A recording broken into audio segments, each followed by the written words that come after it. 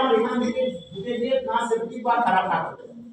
আমরা এই তো করি, হাত বা পা কেটে গেলে ওখানে ব্যান্ডেজ রাখি মানে দেয় যাতে কোনো জীবাণু ওখান দিয়ে ঢুকে না ওখানটা খারাপ করতে পারে।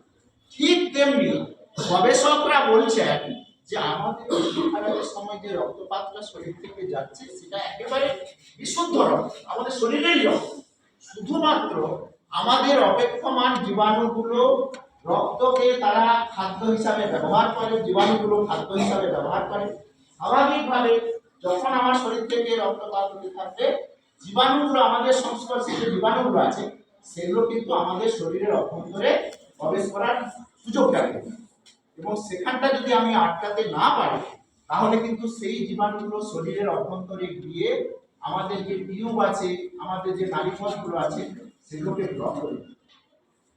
ফলে ফলশ্রুতি স্বরূপ বেশ কিছুদিন আমি যদি এরকম ভাবে অসুরক্ষিত রাখি তাহলে কিন্তু সেখান থেকে পরবর্তীকালে সাদা স্রাব, পরবর্তীকালে তল পেটে ব্যথা হওয়া, টিউব জড়িয়ে যাওয়া, টিউব ব্লকেজ এরকম গুলো হতে পারে। সেজন্য গবেষকরা বলছেন আমরা যদি কন্যা সন্তানদের সুরক্ষা দিতে চাই তাহলে কিন্তু শরীর খারাপ চলাকালীন তোমাকে হাইজিন মেনটেন, কলের জলে স্নান হবে, পরিচ্ছন্ন থাকা হবে, ঠাকুর ঘর টিউশন করতে যাওয়ার, মাঝে পাশে যাওয়ার কোনো বাধা নেই, শুধুমাত্র স্টেরাইল ন্যাপকিন ব্যবহার বাধ্যতামূলক। তোমাদের এখানে ন্যাপকিন রিপোর্ট আছে না? এখানে দেওয়া হয় তো, এমার্জেন্সি দেওয়া হয় তো সবাইকে যখন প্রয়োজন হয়েছে। অর্থাৎ নিতে হবে এই কারণে আমাদের নেচারের সঙ্গে একটা বেরিয়ার তৈরি, কি তৈরি করতে হবে? একটা বাধা।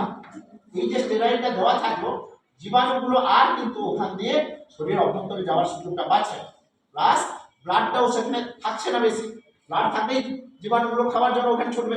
আমি যদি ব্লাডটাকে অ্যাবজর্ব করে নিই তাহলে আর যেতে পারছি না। আমি যদি এখানে হাতটা কেটে গেছি ব্যান্ডেজ করে দিই তাহলে আর জীবাণু যেতে পারবে এখানে?